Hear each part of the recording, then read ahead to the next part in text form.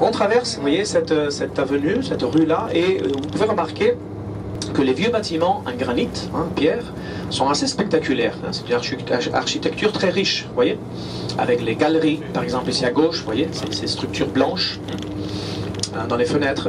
Donc il y a si on veut, deux vieux quartiers à Vigo, deux parties bien différentes, celle qui se trouve juste à côté du port. Une architecture beaucoup plus simple, beaucoup plus humble, on va dire, et qui était autrefois surtout la zone habitée par les marins-pêcheurs. Par contre, cette rue que l'on vient de parcourir, celle-ci, déjà un peu moins, avec ces grands bâtiments en granit, construits pour la plupart entre la fin du 19e siècle et début du 20e, était la résidence, au fait, des bourgeois, de la bourgeoisie de Vigo, très nombreuse, très importante dans cette ville, surtout dû à c'est donc une richesse qui se crée à partir surtout d'activités liées au port, donc notamment voilà, la pêche, le commerce, etc. Okay.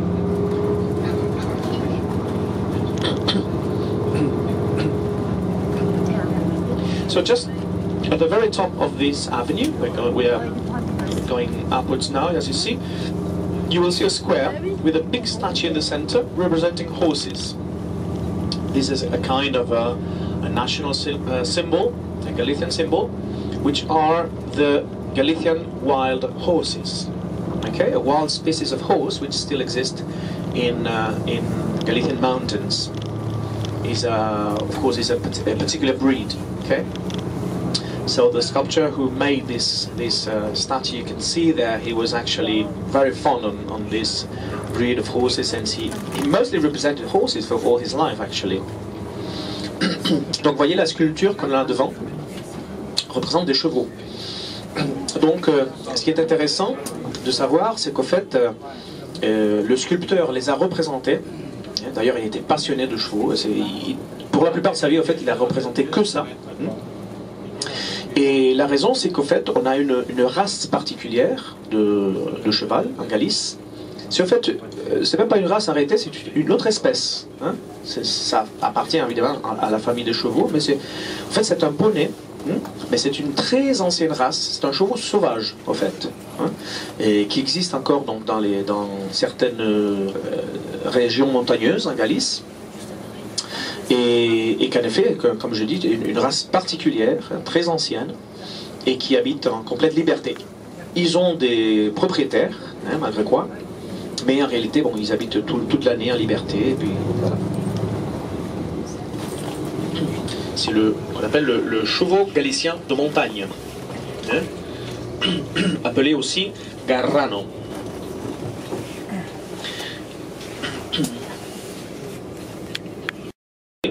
Les uns avec les autres, voilà. Et cette structure flotte grâce à des grands cylindres métalliques.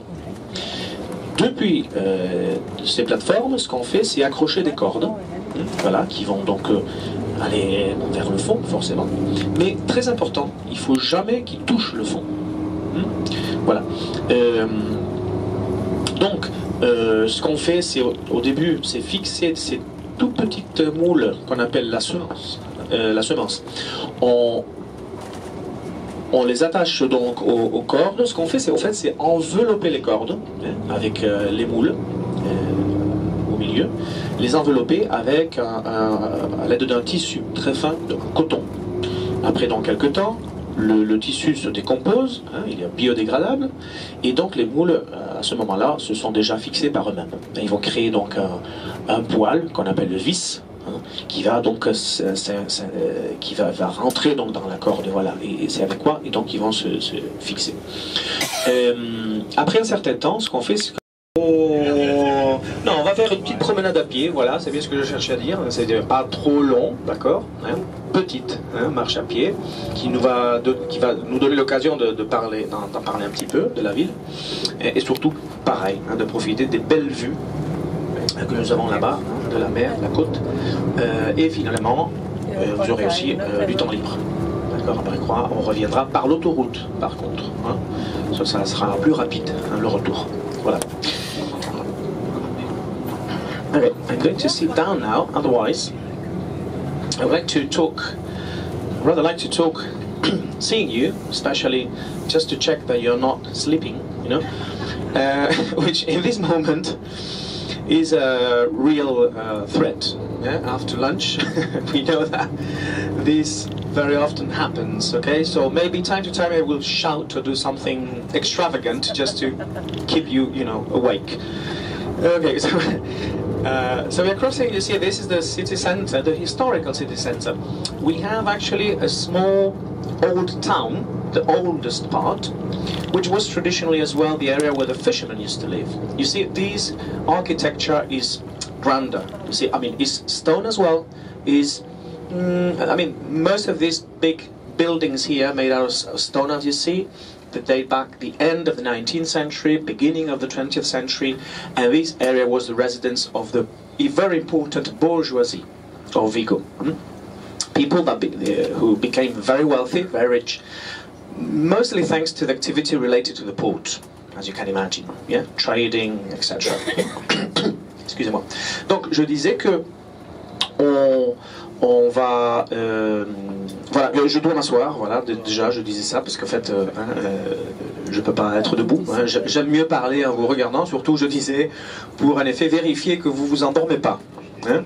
Voilà, ce qui après manger, c'est vrai que c'est un vrai danger, d'accord, donc je vous avertis que peut-être de temps en temps, hein, je peux crier ou faire des choses étranges, juste extravagantes, juste pour vous maintenir réveillé. Enfin, j'espère que ça ne sera pas nécessaire, ok?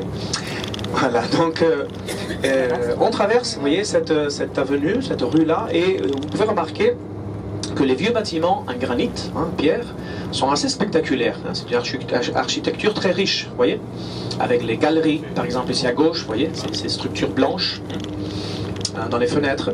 Donc il y a deux, si on veut, deux vieux quartiers à Vigo, hein, deux parties bien différentes, celle qui se trouve juste à côté du port.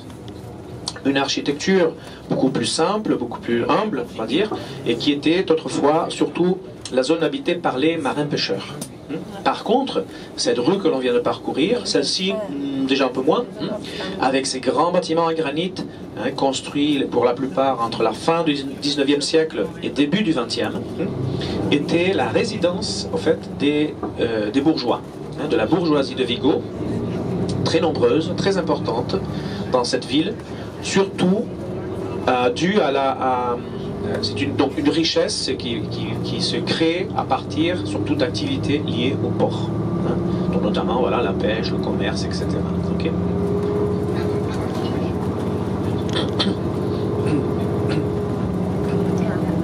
So just at the very top of this avenue, we are going upwards now, as you see, you will see a square with a big statue in the center representing horses. This is a kind of a national symbol, a Galician symbol, which are the Galician wild horses. Okay, a wild species of horse which still exist in Galician mountains. Of course, is a particular breed. Okay.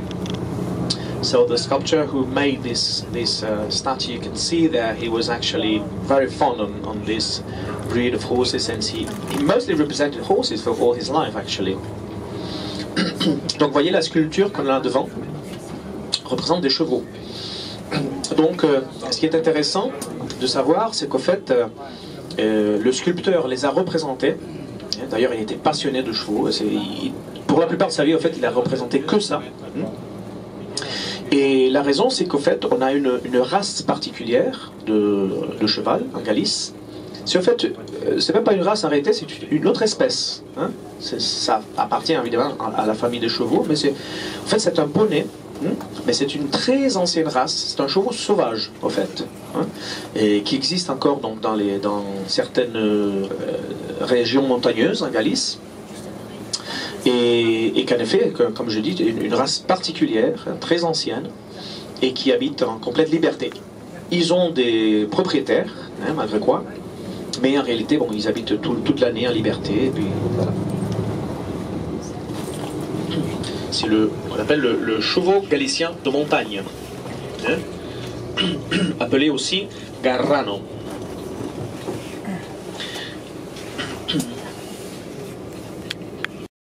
Hein, les uns avec les autres. Voilà. Et cette structure flotte grâce à des grands cylindres métalliques. Depuis ces plateformes, ce qu'on fait, c'est accrocher des cordes, voilà, qui vont donc aller vers le fond, forcément. Mais très important, il ne faut jamais qu'ils touchent le fond. Voilà. Donc, ce qu'on fait, c'est au début, c'est fixer ces tout petites moules qu'on appelle la semence. On les attache donc aux cordes. Ce qu'on fait, c'est envelopper les cordes avec les moules au milieu, les envelopper avec à l'aide d'un tissu très fin de coton. Après, dans quelques temps, le tissu se décompose, il est biodégradable, et donc les moules, à ce moment-là, se sont déjà fixés par eux-mêmes.